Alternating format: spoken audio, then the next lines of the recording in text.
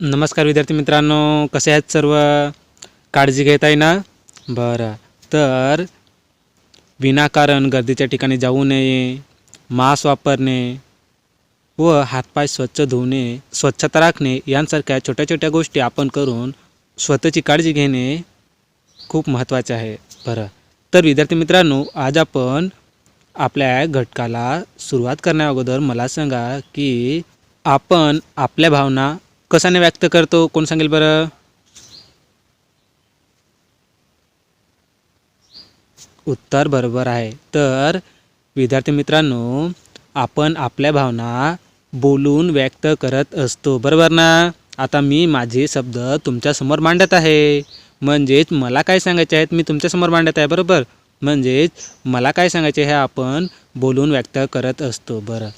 तर विद्यार्थी मित्रांनो, खुणा, इशारे किंवा बोलण्याने या 3 प्रकारातून कोणत्या प्रकारे संदेश पोहोचणे सुस्पष्ट व सोयीस्कर होते? कोण सांगेल बरं? खूप छान बाळा, अगदी बरोबर आहे. तर बोलणे यातून सुस्पष्ट संदेश व समजणे सोयीस्कर जात असते, बरोबर ना? बरं.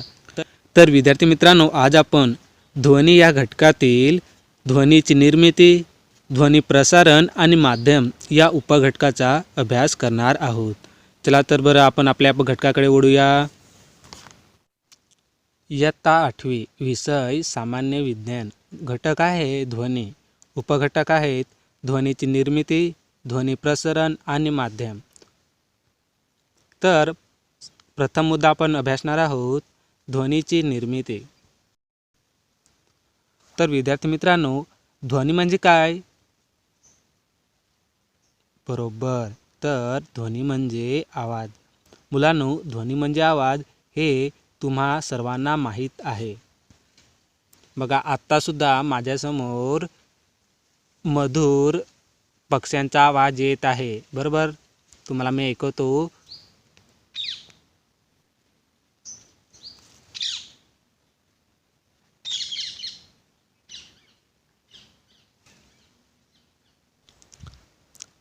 आपल्या भावना ह्या इतरांपर्यंत पोहोचवण्यासाठी आपण ध्वनीची मदत घेतो. म्हणजेच आपल्याला काय सांगायचे आहे ते आपण इतरांना जर सांगायचे असेल तर आपण बोलतो, म्हणजेच आपण ध्वनीची मदत घेतो.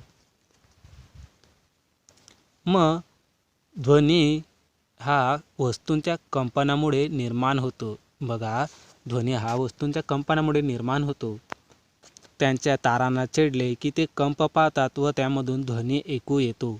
बघा, तुम्ही वीणा, गिटार हे सर्व बघितले असेल किंवा तुम्ही टी व्हीमध्ये बघितलेले असेल, बरोबर ना? त्यांच्या तारांना छेडले की एक मधुर असा आवाज येत असतो. मग ध्वनी एक प्रकारची ऊर्जाच आहे. तर काय? ध्वनी ही एक प्रकारची ऊर्जाच आहे. ही ऊर्जा आपल्याला कानात ऐकण्याची संवेदना निर्माण करते. तर ध्वनीची निर्मिती ही आघाताने, ओरखडल्याने, तर हवा फुंकल्याने किंवा वस्तू हलण्याने अशा अनेक कारणातून ध्वनीची निर्मिती होत असते. कंपन ध्वनीच्या निर्मितीस कारणीभूत ठरतात. म्हणजेच ध्वनीची निर्माण होण्याची एखाद्या वस्तूचे कंपन होणे गरजेचे असते. जर का कंपनच झाले नाही तर आपल्याला आवाजच ऐकू येणार नाही, म्हणजेच ध्वनी तयार होणार नाही. आणि त्यामुळे आपल्याला ध्वनी निर्माण होण्यासाठी किंवा करण्यासाठी एखाद्या वस्तूचे कंपन होणे गरजेचे असते. वस्तूचे कंपन होत असते तोपर्यंत आपल्याला ध्वनी ऐकू येतो. बघा, आता आपण ध्वनीची निर्मिती कशी होते हे आपण नादकाट्याच्या सहाय्याने समजून घेऊया. ध्वनीची निर्मिती कशी होते हे आपण नादकाट्याच्या सहाय्याने समजून घेऊ. एक आधार व 2 भुजा म्हणजेच बाजू असतात व हा नादकाटा धातूंपासून बनलेला असतो. नादकाटा हा आपण जर स्थिर ठेवला म्हणजेच हवेतील वायूंचे रेणू एकमेकांपासून सरासरी सारख्याच अंतरावर असतात किंवा आहेत. जेव्हा नादकाटा आपण स्थिर ठेवतो तेव्हा त्यांचे कंपन जे असते म्हणजे त्यांचे कंपन जे पावत असताना हवेतील रेणू एकमेकांपासून सरासरी म्हणजे सारख्याच अंतरावर असतात. परंतु नादकाटा आपण रबरी तुकड्यावर आपटल्यावर काय होते ते आपण बघूया. आधाराची मदत घेऊन नादकाटा कडक रबरी तुकड्यावर आपटल्यावर भुजा कंप पावते. म्हणजेच त्याची मागे पुढे अशी नियतकालिक हालचाल सुरू होते. ही हालचाल होताना काय घडते ते आता आपण पाहूया. या आकृतीत पहा. या आकृतीत दाखवल्याप्रमाणे नादकाट्याच्या भुजा या एकमेकांपासून दूर गेल्या की भुजालगतची बाहेरील हवा दाबली जाते व तेथील हवेचा दाब वाढतो. आकृतीमध्ये ए या ठिकाणी उच्च दाबाची स्थिती निर्माण होताना दिसत आहे. यास उच्च दाब व घनतेच्या भागाला संपीडन असे म्हणतात. संपीडन म्हणजे कणांची एकत्रित गर्दी असणारे भाग. आकृतीत दाखवल्याप्रमाणे भुजालगत असलेली बाहेरची हवा ही विरळ होत जाते व तेथील हवेचा दाब कमी होतो. तो ए भागात आपल्याला दिसून येतो. या कमी दाब आणि कमी घनतेच्या भागाला विरलन असे म्हटले जाते. विरलन म्हणजे कमी दाबाचे असे भाग की जेथे कण विखुरलेले असतात, परंतु याच वेळेला आधीच्या संपीडन स्थितीतील हवेतील रेणूंनी आपली ऊर्जा पुढील भागातील रेणूंना दिल्यामुळे त्या ठिकाणाची हवा संपीडन स्थितीत जाते. ही स्थिती या आकृतीमध्ये दिसत आहे. भुजांच्या अशा सतत व अतिशय वेगाने होणाऱ्या नियतकालिक हालचालींमुळे हवेमध्ये संपीडन व विरलन यांची मालिका निर्माण होऊन ती नादकाट्यापासून दूरपर्यंत पसरत जाते. या पसरत जाणाऱ्या मालिकेलाच ध्वनी तरंग असे म्हणतात. हे ध्वनी तरंग कानावर पडले की कानातील पडदा कंपित होतो व त्यामार्फत विशिष्ट असा संदेश मेंदूपर्यंत पोहोचला जातो व आपल्याला ध्वनी ऐकू येते. बरं, मग आता यापुढील काही भाग माझ्या सहशिक्षिका तेजस्वी वाघमणे मॅडम सादर करतील. नमस्ते विद्यार्थी मित्रांनो. आता आपण ध्वनी प्रसारण आणि माध्यम हा घटक अभ्यासणार आहोत. यापूर्वी आपण माध्यम म्हणजे काय हे जाणून घेऊया. तर विद्यार्थी मित्रांनो, माध्यम म्हणजे ध्वनी भौतिक वस्तूतून किंवा पदार्थातून प्रसारित होतो, याला माध्यम असे म्हणतात.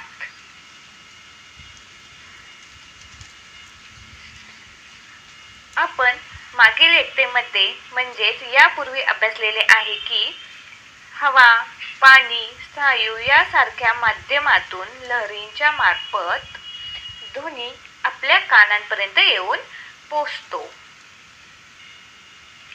आता मला सांगा, जर ध्वनी व आपला कान यामध्ये कोणतेही माध्यम नसेल तर ध्वनी आपल्या कानापर्यंत पोहोचू शकतो का? तर नाही. कारण आपणा सर्वांस माहीत आहे की आपल्या कानापर्यंत ध्वनी पोहोचण्यासाठी कोणते ना कोणते तरी माध्यम असणे आवश्यक असते. त्यामुळे ध्वनीच्या निर्मितीसाठी व प्रसारासाठी हवेसारख्या माध्यमाची गरज असते. आता हे आपण एका छोट्याशा प्रयोगातून सिद्ध करून दाखवणार आहोत. यासाठी आपणास साहित्य हवा आहे ते म्हणजे काचेचा हंडा, विद्युत घंटा आणि निवार्त पंप. यामध्ये आपणास सर्वप्रथम काचेचा हंडा एका सपाट पृष्ठभागावरती ठेवायचा आहे. एका नळीद्वारे ही या हंड्यामध्ये एक निवार्त पंप जोडायचा आहे. हा निवार्त पंप याच्यासाठी की हंड्यातील हवा आपण बाहेर काढू शकतो, म्हणून निवार्त पंप जोडायचा आहे. आणि त्याचप्रमाणे हंडीमध्ये एक विद्युत घंटा झाकणाला जोडायची आहे. तुम्हाला आकृतीमध्ये दिसत आहे बघा, त्याप्रमाणे आपल्याला सर्व जोडणी करायची आहे. आता ही जोडणी केल्यानंतर आपणास काय करायचं आहे तर प्रथम निवार्त पंप बंद असताना त्या हवेचं निरीक्षण करायचं आहे. म्हणजेच आपणास त्या हवेचा आवाज ऐकू येत आहे का हंडीतून बाहेर का नाही येत हे आपणास पाहायचं आहे. त्यानंतर आपण निवार्त पंप चालू करणार आहोत आणि पंप चालू केल्यानंतर काय होते तर हंडीतील जी हवा आहे त्या हवेचं प्रमाण कमी कमी होत जातं आणि प्रमाण कमी कमी होत गेल्यामुळे विद्युत घंटेचा आवाज हा देखील कमी कमी होत जातो. त्याचप्रमाणे आपणास हा पंप बराच वेळ चालू ठेवायचा आहे आणि हा पंप जर आपण बराच वेळ चालू ठेवला तर विद्युत घंटेचा आवाज खूप म्हणजे फार कमी आपणास ऐकू येतो. या प्रयोगावरून आपण असे सिद्ध करू शकतो की ध्वनीच्या प्रसारणासाठी व निर्मितीसाठी माध्यमाची गरज असते. आता मला सांगा, जर मी हंडीतील संपूर्ण हवा बाहेर काढून टाकली तर हंडीतील विद्युत घंटेचा आवाज ऐकू येईल का आपणास? तर हा आवाज आपणास ऐकू येणार नाही, कारण त्या हंडीमध्ये हवाच नाहीये. त्यामुळे विद्युत घंटेचा आवाज देखील आपणास ऐकू येणार नाही. म्हणूनच चंद्रावर जर दोन अंतराळवीर एकमेकांजवळ उभे राहिले असता ते एकमेकांशी बोलत असताना त्यांचा आवाज एकमेकांपर्यंत पोचत नाही. तर हा आवाज का पोचत नाही तर चंद्रावरती हवा नाही आणि आपण आत्ताच सिद्ध केला आहे की ध्वनी प्रसारासाठी हवा या माध्यमाची गरज असते.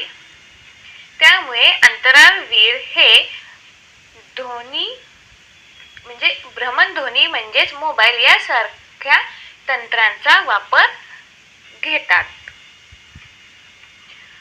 आणि आपणास हे लक्षात ठेवायला हवं आहे की ध्वनीच्या प्रसारासाठी वायूपेक्षा द्रव्यातून तर द्रवापेक्षा स्थायूतून अधिक वेगाने होतो. आता जो आपण प्रयोग पाहिला की ध्वनी प्रसारणासाठी व निवड निर्मितीसाठी माध्यमाची गरज असते, हा प्रयोग आपण आता व्हिडिओतून पाहूया. या आकृतीत दाखवल्याप्रमाणे काचेची एक हंडी सपाट पृष्ठभागावर ठेवली आहे. एका नळीद्वारे ही हंडी एका निर्वात पंपाला जोडली आहे. या निर्वात पंपाच्या मदतीने या हंडीतील हवा बाहेर काढू शकतो. तसेच या हंडीमध्ये एक विद्युत घंटी आहे, ती झाकणाला जोडलेली आहे. ज्या वेळेस निर्वात पंप बंद असतो त्यावेळेस काचेच्या हंडीमध्ये हवा असते तर तिचा आवाज हंडीच्या बाहेर ऐकू येतो. आता निर्वात पंप सुरू करूया. निर्वात पंप सुरू केल्यानंतर हंडीतील हवेचे प्रमाण कमी कमी होत जाते. तसेच विद्युत घंटीचा आवाजही कमी कमी होत जातो. मात्र निर्वात पंप बराच वेळ सुरू ठेवला तर विद्युत घंटीचा आवाज हा खूपच कमी प्रमाणात ऐकू येईल. बरं, तर विद्यार्थी मित्रांनो, आता मला सांगा की ध्वनीच्या निर्मितीसाठी आणि प्रसारणासाठी टिंबटिंब आवश्यकता असते. कोण सांगेल बरं?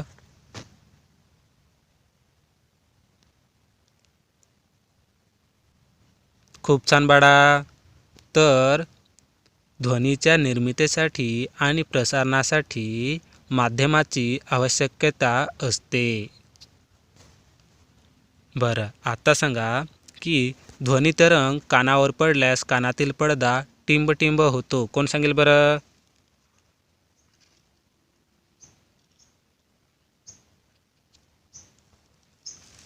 शाब्बास बेटा, उत्तर बरोबर आहे. तर ध्वनी तरंग कानावर पडल्यास कानातील पडदा कंपित होतो. बरं, आता मला सांगा की एक आधार व दोन भुजा असलेल्या धातूपासून बनलेला हा टिंबटिंब आहे. कोण सांगेल बरं?